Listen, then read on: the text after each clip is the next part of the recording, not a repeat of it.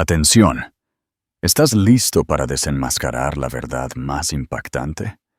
Antes de sumergirte en esta historia de traición, venganza y empoderamiento, tómate un segundo para suscribirte a nuestro canal si aún no lo has hecho.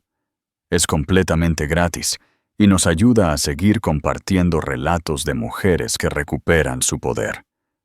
Dale a me gustan a este video y deja un comentario abajo con tus primeras impresiones.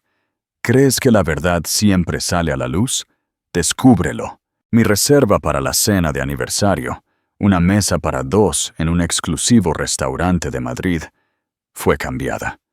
No era para mí y mi esposo, sino para él y su colega. Me senté en la barra, saboreando una copa de cava, mientras lo veía deslizar mi pulsera en la muñeca de ella, llamándola una joya de la familia. Me acerqué, la desabroché y sonreí. Tienes razón, le dije con voz serena. Pertenecía a mi abuela, al igual que la casa de la que ahora estás desalojado. Él se rió, una carcajada hueca que murió en su garganta, cuando la seguridad del restaurante apareció con el esposo de ella. Los dejé a ambos con la cuenta y una orden de alejamiento. Feliz aniversario, cariño. No se suponía que estuviera en la barra esa noche. Se suponía que estaría sentada en la mesa 12, el mejor lugar del restaurante, con una vista perfecta de las fuentes del patio y el horizonte de Madrid más allá de los cristales. Pero allí estaba yo, encaramada en un taburete de mi propio restaurante, viendo a mi marido de 8 años deslizar la pulsera de mi abuela en la muñeca de otra mujer. El cava me supo amargo mientras los observaba desde el otro lado de la sala. Había trabajado 16 horas al día durante meses para darle vida a El Jardín de Olivia.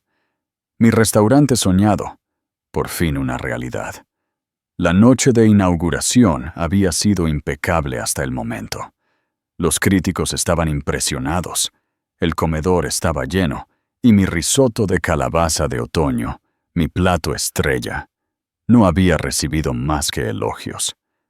Todo era perfecto, excepto por la mesa que no podía dejar de mirar.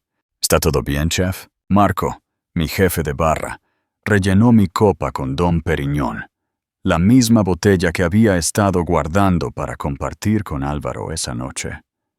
Nuestro 8º aniversario. Solo estoy tomando un respiro, mentí, forzando una sonrisa. La cocina lo tiene todo bajo control. 30 minutos antes, me había escabullido del caos controlado de la cocina para refrescarme antes de que llegara Álvaro. Teníamos reserva a las 8, una mesa para 2 que yo misma había arreglado con un menú degustación que contaba la historia de nuestra relación a través de la comida. 8 platos por 8 años. Incluso le había pedido al chef de repostería que recreara nuestro pastel de bodas para el postre. Mi teléfono sonó con un mensaje de texto mientras me estaba retocando el lápiz labial. Necesito cambiar la reserva para acomodar a una colega. Mesa para 2, pero traeré a Elena de la oficina de campaña. Tú lo entiendes. Feliz aniversario. Te lo compensaré. Me quedé mirando ese mensaje durante 1 minuto entero, mi corazón encogiéndose mientras releía esas palabras frías. ¿Tú lo entiendes? ¿De verdad? No era la primera vez que Álvaro priorizaba su incipiente carrera política sobre nuestro matrimonio. Pero traer a otra mujer a nuestra cena de aniversario, eso era nuevo. Llamé inmediatamente al jefe de sala. Ha habido un cambio en la reserva de mi marido, dije con calma. Por favor, mantenga su mesa para 2, pero añada una copa de nuestro mejor cava en la barra. Eso será para mí. Ahora observaba cómo Álvaro se reía de algo que decía Elena, su mano rozando su antebrazo. Ella era todo lo que yo no era. Pulcra, con ese aire de campaña, con el cabello rubio miel que caía en ondas perfectas más allá de sus hombros.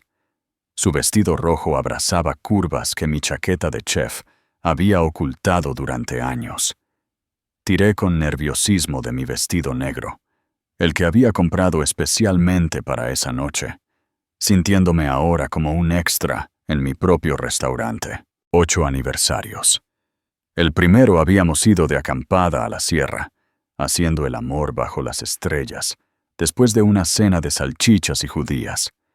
El quinto, París, donde Álvaro me había sorprendido con clases de cocina en Le Cordon Bleu, el empujón que necesitaba para finalmente perseguir mis sueños culinarios.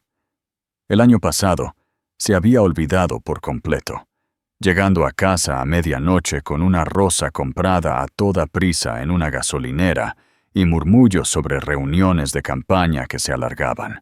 ¿Alguna vez te has sentido como un segundo plato en tu propia vida? ¿Qué habrías hecho en mi lugar? Déjame tu opinión en los comentarios. Manoseé el tallo de mi copa de cava, recordando cómo solíamos ser. Antes de la campaña. Antes de que sus ambiciones de senador autonómico lo consumieran todo. Antes de que yo me convirtiera en una casilla más en su camino hacia el éxito político. Esposa que apoya. Marcado. Propietaria de pequeño negocio. Marcado. Historia americana ejemplar. Marcado. El sumiller se acercó a su mesa con el vino que yo había seleccionado para nosotros, un Berlot de 2012 que habíamos probado por primera vez en nuestra luna de miel en la Toscana. Álvaro estaba haciendo un espectáculo, explicándole el vino a Elena como si fuera un experto. La vi inclinarse hacia adelante, cautivada por la historia que estuviera contando. Entonces la luz se posó en algo en su muñeca y todo mi cuerpo se heló. La pulsera de tenis de mi abuela. Diamantes delicados engastados en oro blanco, con un distintivo cierre Art Deco que no podía confundirse con nada más. La había llevado el día de nuestra boda como algo viejo. Había estado en mi familia durante 3 generaciones. Recordé el día que se la había enseñado a Álvaro, contándole cómo mi abuela la había empeñado en tiempos difíciles para mantener a nuestra familia a flote, solo para volver a comprarla años después con las propinas que había ahorrado como camarera. Cómo me la había dado en su lecho de muerte, haciéndome prometer que solo la compartiría con alguien digno de la resiliencia de nuestra familia. Álvaro gesticulaba animadamente ahora, claramente inmerso en alguna anécdota de campaña. Capté fragmentos. Joya de la familia, pasada de generación en generación. Estaba contando la historia de mi familia, reclamando mi historia como parte de su narrativa. Y Elena miraba la pulsera con asombro, pasando sus dedos por los diamantes que deberían haber estado en mi muñeca esa noche. Mi asombro se cristalizó en algo más duro, más frío. Esto no era solo un aniversario olvidado o una carrera priorizada sobre el matrimonio. Esto era el robo de mi joya familiar, mi historia, mi dignidad. Marco, dije en voz baja, sin apartar la vista de su mesa. ¿Podrías llamar a Héctor de seguridad? Dile que necesito ayuda con una situación en unos 10 minutos. Por supuesto, chef. ¿Está todo bien? Lo estará, respondí, dejando mi copa de cava. Absolutamente lo estará. Mientras me deslizaba del taburete, alisándome el vestido, noté a otro hombre sentado en el otro extremo de la barra. No dejaba de mirar hacia la mesa de Álvaro. Su expresión se oscurecía con cada mirada. Estaba bebiendo lo que parecía ser su tercer whisky, su anillo de boda brillando bajo la luz ambiental. Algo en su incomodidad resonó con la mía. Mi mente se aceleró mientras me acercaba al mostrador de la anfitriona, revisando el sistema de reservas. Ahí estaba. Elena Gutiérrez. Una búsqueda rápida en redes sociales confirmó mi sospecha. El hombre en la barra era Esteban Gutiérrez, el marido de Elena. La reserva había estado originalmente a su nombre antes de que Álvaro la cambiara. Sentí una calma y claridad invadirme mientras las piezas encajaban. La traición era aún más calculada de lo que había pensado inicialmente. Esto no era solo una cena de trabajo inapropiada. Ni siquiera habían intentado ser discretos, usando sus nombres reales, viniendo a mi restaurante en mi aniversario. Respiré hondo y me dirigí hacia su mesa, mis instintos de chef tomando el control. En la cocina, el tiempo lo es todo, el momento perfecto para retirar un filete del fuego, para añadir el último condimento, para presentar el plato. Esta confrontación requería la misma precisión. Mientras me acercaba, Álvaro aún no me había notado. Estaba demasiado absorto en la mentira que estuviera hilando. Una mano ahora cubriendo la de Elena. Los diamantes de la pulsera de mi abuela, captando la luz entre sus dedos entrelazados. A 3 pasos de distancia, finalmente capté su mirada.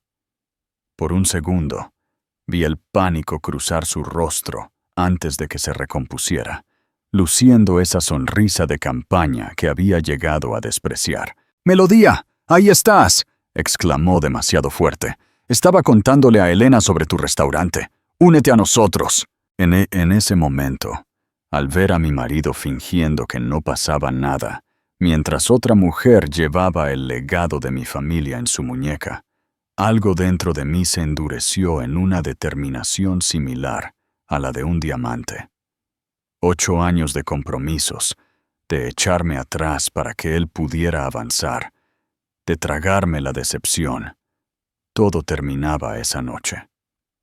Sonreí, sintiéndome más poderosa con cada paso hacia su mesa. «Oh, no me lo perdería por nada del mundo, cariño. ¡Feliz aniversario a nosotros, de verdad!». El tiempo pareció ralentizarse mientras me acercaba a su mesa, cada paso acercándome a una confrontación que nunca imaginé tener, en la que debería haber sido una de las noches más felices de mi vida. Mi atención se centró en los diamantes brillantes que rodeaban la muñeca de Elena.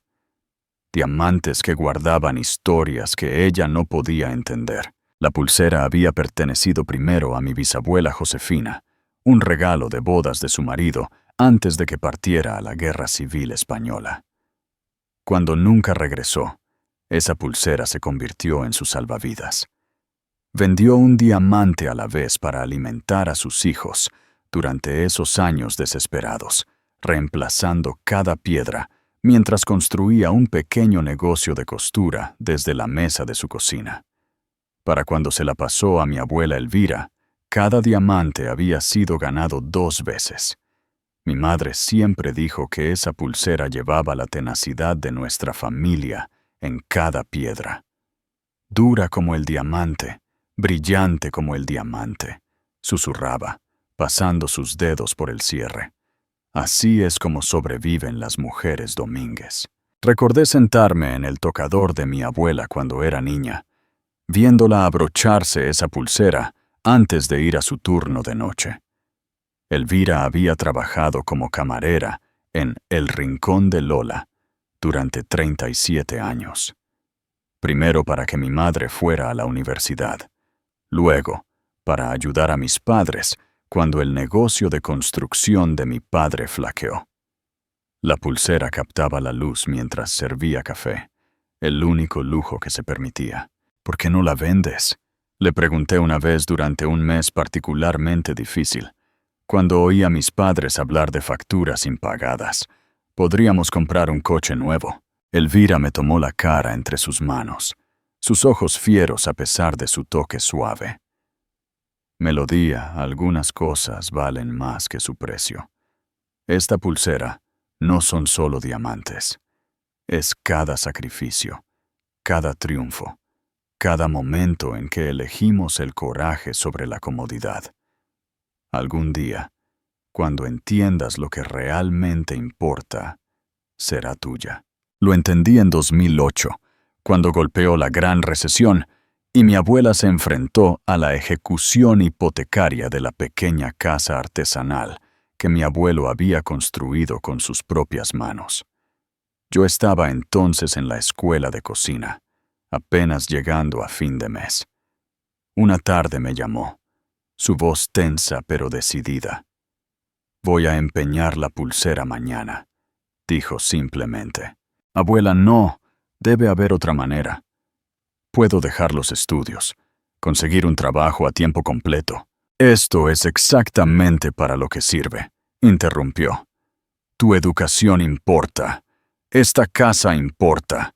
La pulsera ya ha salvado a esta familia antes y lo hará de nuevo». Durante 9 meses, la pulsera estuvo en una casa de empeños, mientras mi abuela trabajaba dobles turnos a pesar de su artritis, mientras yo atendía eventos entre clases, mientras ambas fingíamos no contar los días hasta que el préstamo se venciera. Todavía recuerdo la tarde en que entramos juntas en esa tienda. Cómo le temblaban las manos al contar el dinero en efectivo, el último pago con 23 euros de sobra. «Mira», dijo, abrochándosela de nuevo en la muñeca donde pertenecía. «Dura como el diamante, brillante como el diamante». Cuando murió 3 años después, yo era la única en su lecho de muerte. Mis padres se habían mudado a Andalucía entonces, y mi hermana estaba destinada en el extranjero. Elvira me deslizó la pulsera de su muñeca a la mía con sus últimas fuerzas. «Recuerda lo que realmente importa», susurró, «y solo comparte esto con alguien digno de nuestro legado». Pensé que Álvaro era digno. Lo conocí cuando vino al restaurante donde yo era su chef, haciendo campaña para concejal. Encantó a todo el mundo, recordando nombres, haciendo preguntas reflexivas sobre el barrio. Cuando me pidió mi número, me sorprendió a mí misma diciendo que sí. Nuestro noviazgo fue un torbellino. 6 meses después, en una fresca tarde de otoño, muy parecida a esta noche, me propuso matrimonio a orillas del lago. Dije que sí, sin dudarlo, segura de haber encontrado a alguien que valoraba la familia y el trabajo duro tanto como yo. Una semana antes de nuestra boda, le enseñé la pulsera por primera vez, contándole su historia mientras estábamos sentados en el columpio del porche de la casa de mi abuela. Nuestra casa ahora. «Esto es extraordinario», dijo, examinando el cierre antiguo. «Debe valer una fortuna». «No tiene precio», lo corregí. «Ha sobrevivido a la depresión, la guerra, la recesión, todo lo que la vida ha lanzado a las mujeres de mi familia». Álvaro me miró con tanta ternura entonces. «Nunca permitiré que le pase nada ni a ella ni a ti». 2 días después de nuestra boda, lo encontré estudiando la tasación del seguro.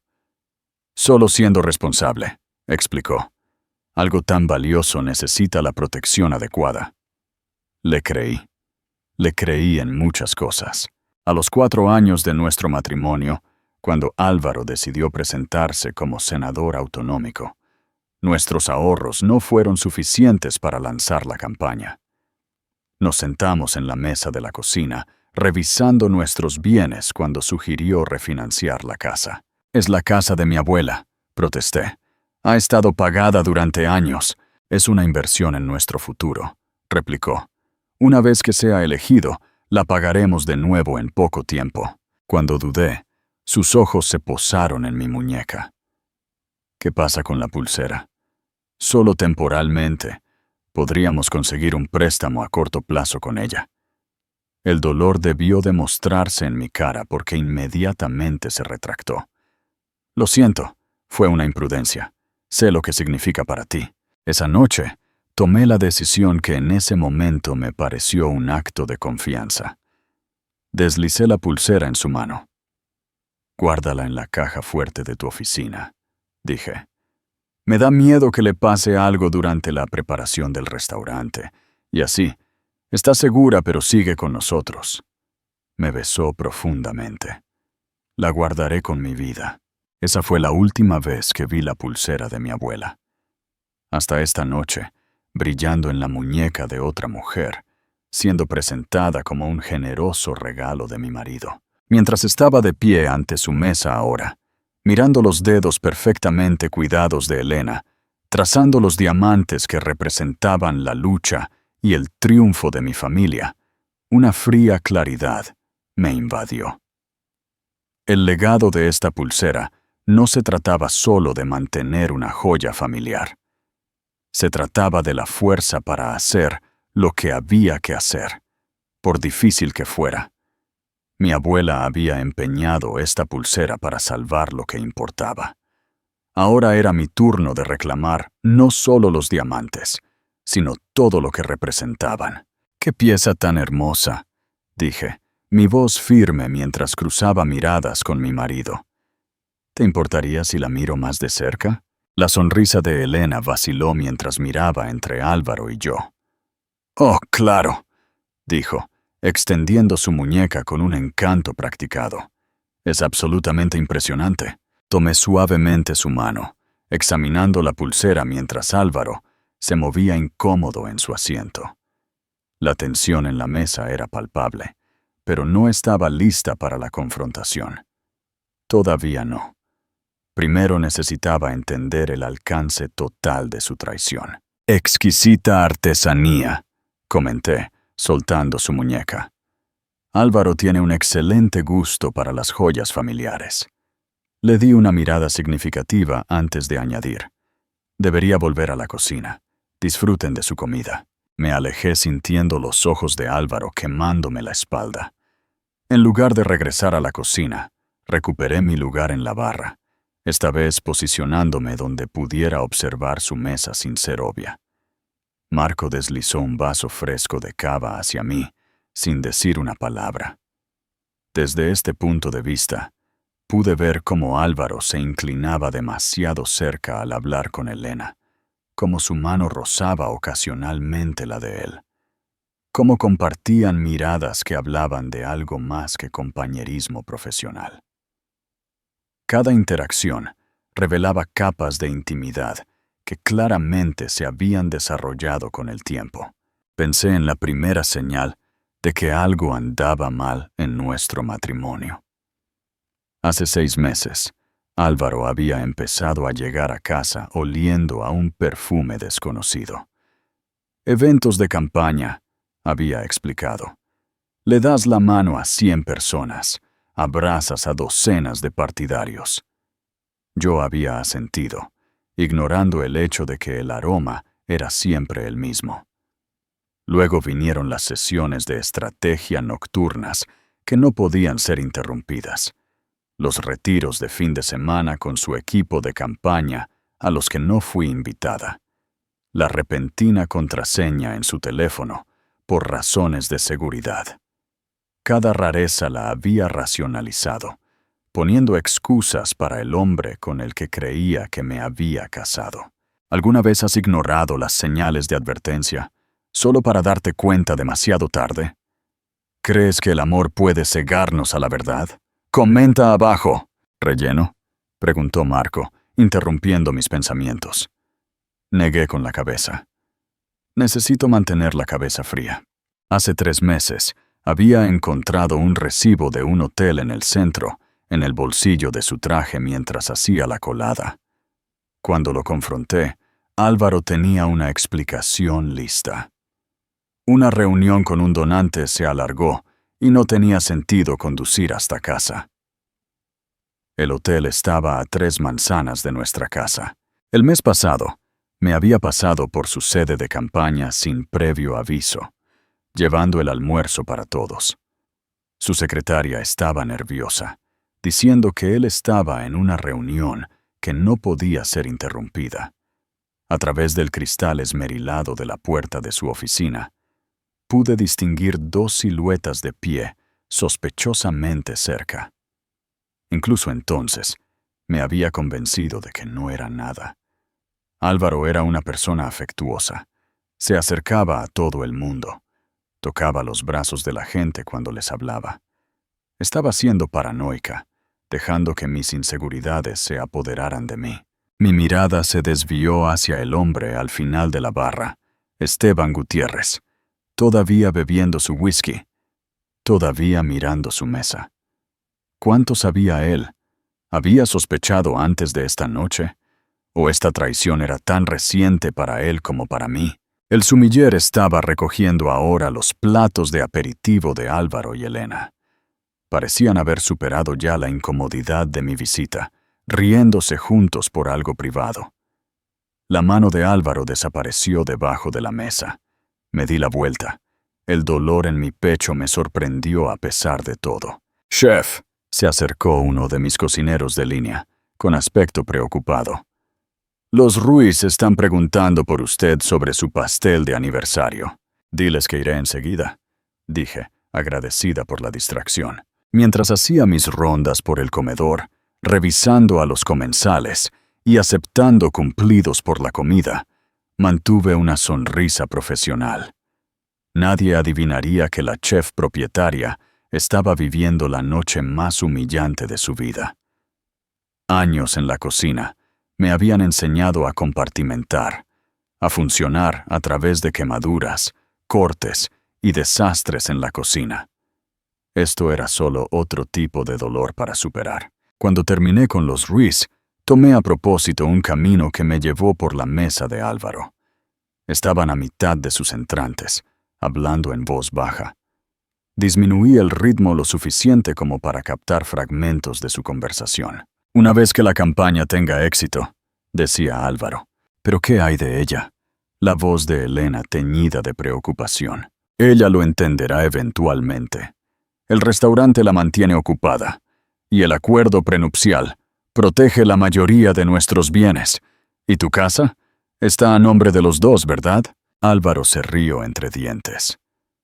«Técnicamente sí, pero ella es tan sentimental con lo de que es de su abuela que me dejará comprársela por mucho menos de lo que vale». Mis pasos vacilaron. Así que esto no era solo una aventura. Estaban planeando un futuro juntos, un futuro que implicaba deshacerse de mí como un electrodoméstico incómodo que ya no servía para su propósito. Continué hacia la cocina en piloto automático, revisando los platos y dirigiendo al personal sin ver realmente nada. Mi mente se aceleraba, uniendo conversaciones e incidentes que de repente tenían un sentido perfecto. Hace 2 semanas, Álvaro me había pedido que firmara unos documentos, actualizando nuestra planificación patrimonial. Había estado tan ocupada con la inauguración del restaurante que solo los había hojeado, confiando en él como siempre lo había hecho. ¿Esos papeles estaban preparando el escenario para nuestra separación? La pulsera no era solo un gesto romántico para su amante. Era un movimiento calculado. Ya estaba tratando mis joyas familiares como suyas. Ya estaba parcelando mi legado. Regresé a la barra, necesitando un momento más para recuperarme. Esteban Gutiérrez se había acercado a mi asiento. Su expresión se oscurecía mientras seguía observando a Álvaro y Elena. Cuando nuestras miradas se encontraron, vi mi propio dolor reflejado. «¿Trabajan juntos?», preguntó en voz baja, gesticulando con su vaso. Asentí. «Ella es su jefa de campaña». «Qué gracioso», dijo, su voz amarga. «Me dijo que iba a cenar con una colega esta noche. Dijo que necesitaban prepararse para un evento con donantes mañana». La comprensión de que a ambos nos estaban mintiendo exactamente de la misma manera me produjo un escalofrío. «Soy Melodía», dije, extendiendo mi mano. «Este es mi restaurante». «Esteban», respondió, su apretón de manos firme.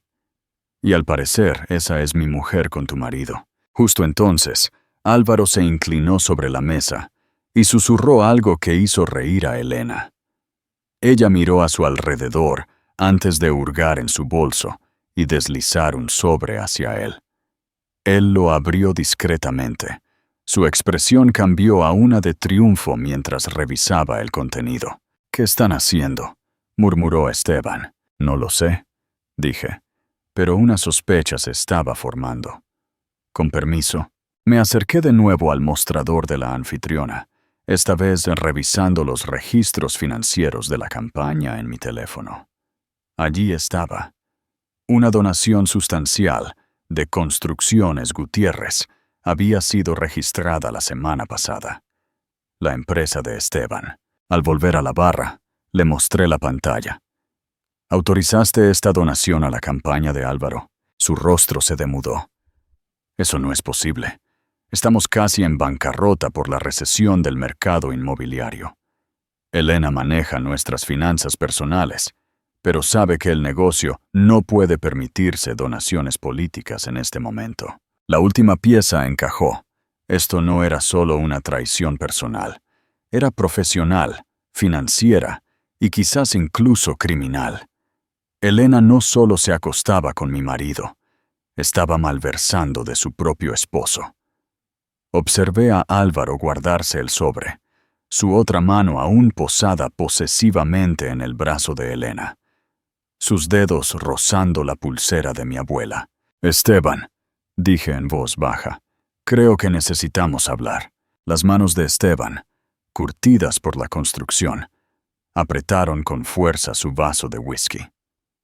«Te escucho». Nos trasladamos a un rincón tranquilo de la barra, lejos de oídos curiosos. Le expliqué lo que había visto y oído, exponiendo la evidencia de ambas traiciones, personales y financieras. Con cada detalle que compartía, el encorvamiento de sus hombros disminuía, reemplazado por un enderezamiento de su espalda. «Ella ha estado manejando los libros desde que golpeó la recesión», dijo, con voz baja y una ira contenida. Dijo que tenía un título en finanzas que yo no conocía. Resulta que hay mucho que no sabía. «¿Cuánto podría haber tomado?», pregunté. «Suficiente para hundir la empresa si esto continúa. Tenemos 30 familias dependiendo de Construcciones Gutiérrez para sus salarios». Observé a Álvaro hacer una señal para los menús de postres, actuando como si fuera el dueño del lugar. En cierto modo, lo era. El costo de inicio del restaurante había salido de nuestros ahorros conjuntos, algo que él nunca perdía la oportunidad de recordarme. Había asumido que estábamos construyendo algo juntos. Ahora me di cuenta de que yo era solo otro activo en su cartera, un escalón en su camino hacia el éxito político. «Necesitamos ser estratégicos con esto», dije. Una calma inusual se apoderó de mí. «Si los confrontamos emocionalmente, encontrarán la manera de manipularlo, de hacernos parecer los irracionales». «No me siento particularmente racional en este momento», murmuró Esteban. «Lo sé. Yo tampoco. Pero la mejor venganza no es solo exponerlos, es asegurarse de que se enfrenten a consecuencias de las que no puedan salir con su encanto». Mis años en cocinas profesionales me habían enseñado que el tiempo y la preparación lo eran todo. Necesitábamos pruebas, testigos y el momento perfecto. Héctor, mi jefe de seguridad, apareció a mi lado. Lo había contratado de uno de los hoteles más exclusivos de Madrid, valorando tanto su discreción como su imponente presencia. «Necesitaba verme, chef», le di un breve resumen de la situación. Su expresión se mantuvo profesionalmente neutra, pero sus ojos se oscurecieron cuando mencioné la malversación. «Así que no es solo un problema doméstico», dijo pensativo. «No. Y me gustaría manejarlo sin interrumpir la experiencia de los demás comensales, si es posible». Héctor asintió. «Tengo a 2 de mi equipo esta noche. Podemos posicionarlos cerca de la mesa cuando estés lista. Solo dame una señal». Dudó. «¿Quieres que llame también a la policía?». Lo consideré. «Todavía no. Veamos qué pruebas podemos reunir primero». Después de que Héctor se alejó, me volví hacia Esteban. «¿Cuánto sabes sobre lo que han estado haciendo?». «No lo suficiente», admitió. «Pero tengo acceso a todas las cuentas de nuestra empresa en mi teléfono. Si lo que dices es cierto». Sacó su dispositivo y comenzó a desplazarse por los registros financieros. Mientras tanto, entré en la cocina para comprobar el servicio y ordenar mis pensamientos. Mi subchef, Vanessa, me miró inmediatamente. «¿Todo bien, chef? Pareces que estás planeando un asesinato». «Solo un drama inesperado con la mesa 12», dije, forzando una sonrisa. «¿Puedes encargarte de la pasada durante otros 20 minutos?» «Por supuesto». Me estudió la cara. «¿Necesitas refuerzos?» «Quizás. Te haré saber». Regresé a la barra para encontrar a Esteban mirando su teléfono, con el rostro pálido. 3 transferencias separadas a su fondo de campaña el mes pasado. Un total de 60.000 euros. Dinero que no tenemos, disfrazado de compras de materiales. Mi mente se aceleró con las implicaciones. Contribuciones ilegales a la campaña. Fraude financiero. La palanca perfecta. «Tengo grabada toda su conversación», dijo Esteban, mostrándome su teléfono. Empecé a grabar cuando me di cuenta con quién estaba. Illinois es un estado de consentimiento de 2 partes para las grabaciones, pero se encogió de hombros. «Pero es suficiente para confrontarlos con...» terminé. «Y combinado con los registros financieros». «Exacto», comprobé la hora. Álvaro y Elena se estaban demorando con el postre y el cava. Su mano volvía una y otra vez a su brazo, los dedos rozando la pulsera de mi abuela. La vista lo cristalizó todo para mí. «En 20 minutos pedirán la cuenta», dije. Álvaro siempre se siente incómodo si el postre dura más que eso. Es nuestra mejor ventana. Antes de que hayan pagado, pero después de que hayan consumido todo. Los ojos de Esteban se encontraron con los míos. La comprensión amaneció. «Así no podrán simplemente irse». «Precisamente». Llamé a Marco. «Cuando la mesa 12 pida su cuenta, retrásalos. Diles que el sistema está procesando. Dame un aviso de 3 minutos». Me excusé para hacer una llamada rápida a mi abogada, dejando un buzón de voz detallado sobre el acuerdo prenupcial y mis preocupaciones sobre los documentos recientes que había firmado.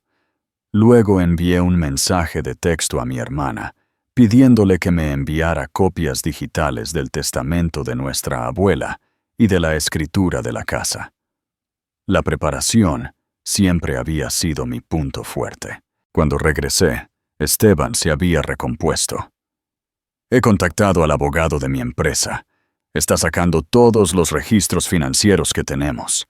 Si ella ha estado malversando, lo encontraremos todo». Héctor se acercó de nuevo, de pie respetuosamente. «Mi equipo está en posición», dijo en voz baja. «Solo dame la palabra».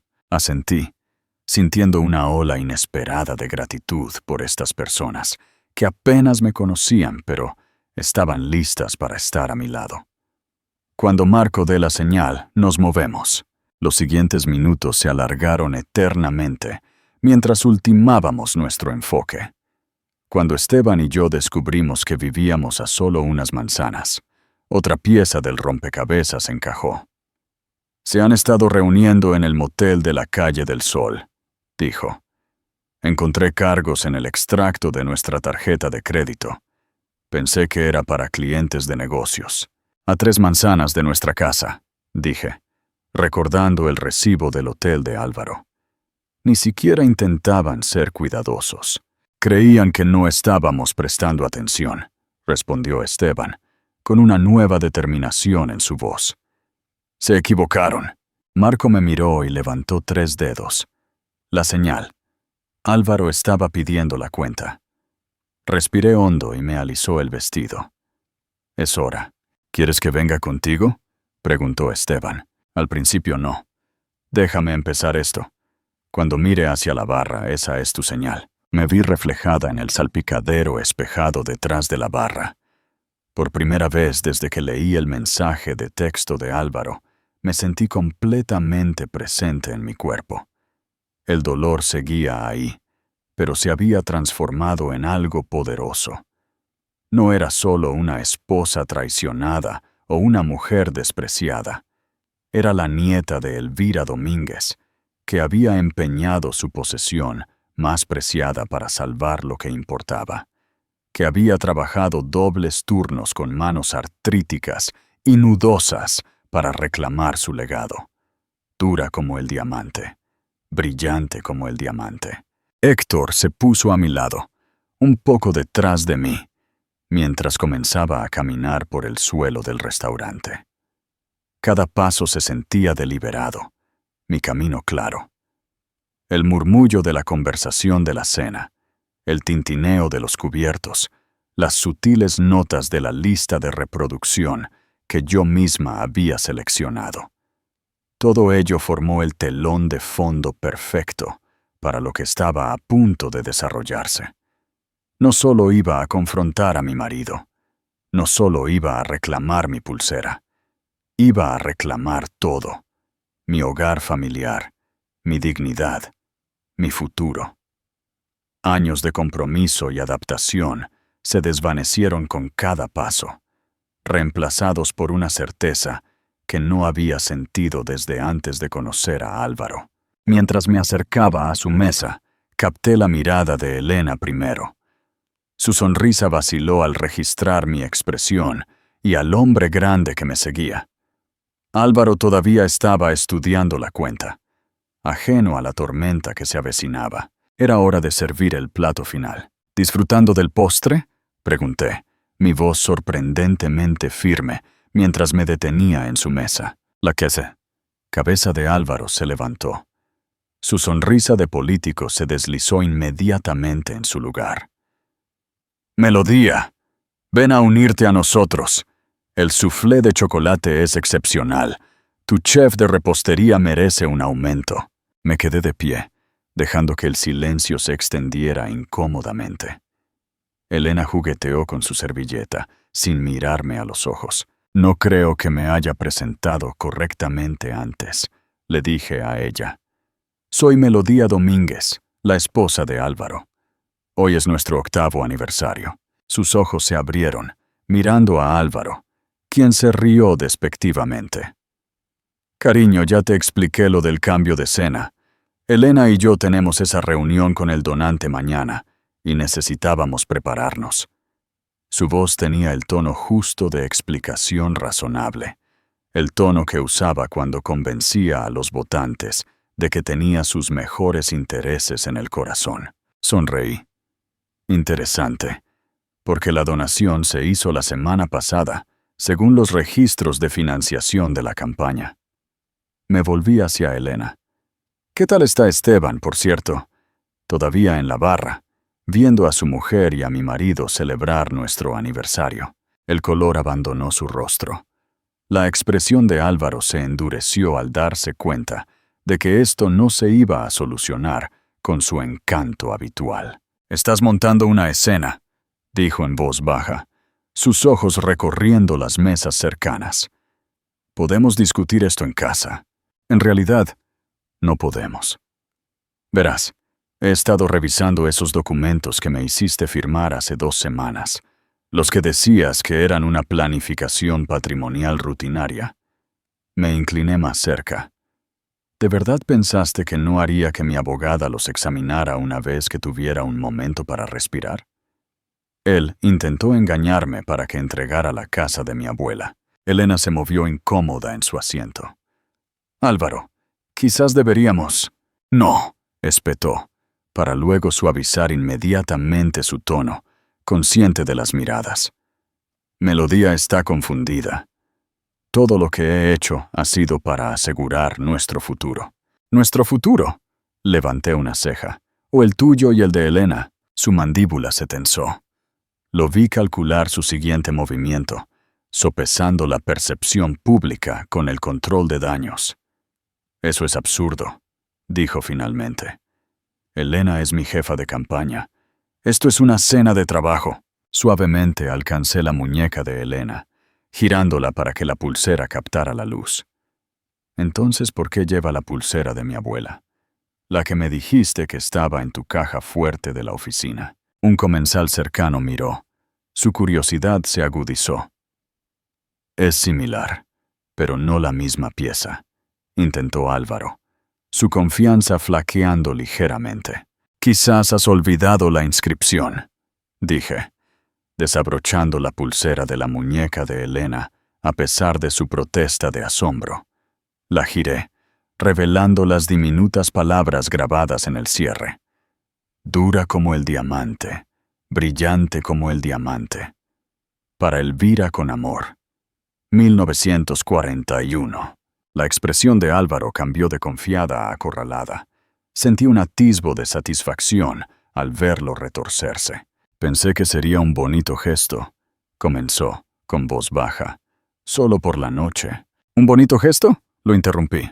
¿Regalar una joya familiar que te dije específicamente que representaba generaciones de luchas de mi familia? ¿Dejar que otra mujer usara el legado de mi abuela mientras cenabas en la mesa que reservé para nuestro aniversario? Los susurros de las mesas cercanas se hicieron audibles. Sentí a Héctor posicionarse más cerca, sus dos miembros del equipo de seguridad flanqueando discretamente la zona. «Estás exagerando», siseó Álvaro, abandonando su personaje público mientras el pánico se apoderaba de él. «Es solo una joya». Y ahí estaba, la confirmación de que nunca había entendido realmente lo que simbolizaba la pulsera, lo que significaba el legado de mi familia. Solo la había visto como una baratija cara, un activo potencial para aprovechar. Levanté la mano, la señal para que Esteban se acercara. Mientras se dirigía hacia nosotros, sostuve la pulsera a la luz. «Esto», dije claramente, perteneció a mi abuela Elvira Domínguez, quien trabajó 37 años como camarera en El Rincón de Lola, quien la empeñó durante la recesión para salvar el hogar de nuestra familia, la misma casa que has estado tratando de hipotecar sin mi conocimiento para financiar tu campaña. Los ojos de Álvaro se movieron entre yo y el Esteban que se acercaba. La comprensión amaneció. Hablando de tu campaña, continué. Me pregunto qué pensaría el Comité de Ética de las donaciones no declaradas de Construcciones Gutiérrez, especialmente porque el señor Gutiérrez aquí nunca las autorizó. Esteban llegó a la mesa, su expresión fría y controlada. «Hola, Elena». «¡Esteban!», jadeó ella. «Esto no es... no entiendes». «Entiendo exactamente lo que está pasando», dijo en voz baja. «He pasado la última hora revisando las finanzas de nuestra empresa. ¿Te apetece explicar los 60,000 euros transferidos al fondo de campaña de Reed? Dinero que no tenemos». El color que le quedaba abandonó el rostro de Elena. Álvaro buscó su vaso de agua. Su mano temblaba visiblemente. «¡Esto es ridículo!», fanfarroneó. «Un simple malentendido. Si tan solo pudiéramos». «Señor Reed», interrumpió Héctor suavemente. «Voy a tener que pedirles a usted y a la señora Gutiérrez que permanezcan sentados hasta que hayamos resuelto esta situación». Los ojos de Álvaro se endurecieron al observar al personal de seguridad. «¿Nos están deteniendo? Eso es ilegal. Soy un funcionario electo y...» «Nadie los está deteniendo», aclaré. «Pero como aún no han pagado su cuenta, irse constituiría un robo de servicios. Y dadas las posibles violaciones de la financiación de campañas y las preocupaciones por la malversación, pensé que preferirían discutir esto en privado en lugar de con la policía». La mención de la policía los hizo retroceder a ambos. Varios comensales estaban mirando abiertamente ahora, teléfonos grabando discretamente. Los instintos políticos de Álvaro se activaron al darse cuenta de lo perjudicial que podría volverse esta escena. «Seamos razonables», dijo, forzando una sonrisa. «Podemos solucionarlo». Deslicé la pulsera en mi propia muñeca, donde pertenecía. «No hay nada que solucionar. La orden de alejamiento que mi abogada está presentando esta noche te mantendrá alejado de la casa de mi abuela, que, como su testamento establece claramente, me fue dejada solo a mí antes de casarnos. El acuerdo prenupcial que insististe en que firmáramos funciona en ambos sentidos, Álvaro». Su rostro se contorsionó de furia antes de que lograra controlar sus rasgos. «No te atreverías. Piensa en lo que esto le hará a mi campaña. Estoy seguro de que a los votantes les parecerá fascinante, interpuso Esteban, junto con los fondos de la empresa que mi mujer aparentemente desvió para apoyarla. Elena comenzó a llorar, no las elegantes lágrimas de una mujer agraviada, sino el sollozo feo de alguien atrapado en su propia trampa. Esteban, por favor, puedo explicarlo todo. Guárdalo para nuestros abogados, respondió él fríamente. Alcancé la copa de cava sin tocar en su mesa. La misma cosecha que había seleccionado para nuestra celebración de aniversario. Levantándola en un brindis, me encontré con los ojos de Álvaro por última vez. Por los nuevos comienzos, dije. Feliz aniversario, cariño. Dejé el vaso sin beber y me volví hacia Héctor. Por favor, asegúrese de que el señor Reed y la señora Gutiérrez paguen su cuenta antes de irse. Todo lo demás está a su nombre. Cargos de hotel, contribuciones a la campaña, consecuencias legales. Mientras me alejaba, oía a Álvaro gritar mi nombre, su voz despojada de su autoridad habitual. No miré atrás. Keugoi Handong, CTA. Kui Kung, ¿qué opinas de esta increíble historia de resiliencia y justicia? ¿Alguna vez te has encontrado en una situación similar? Deja tus comentarios abajo y cuéntanos qué habrías hecho. Si te ha gustado cómo Melodía sirvió justicia junto con su menú de 5 estrellas, por favor, dale a me gusta a este video y suscríbete a nuestro canal para más historias de triunfo.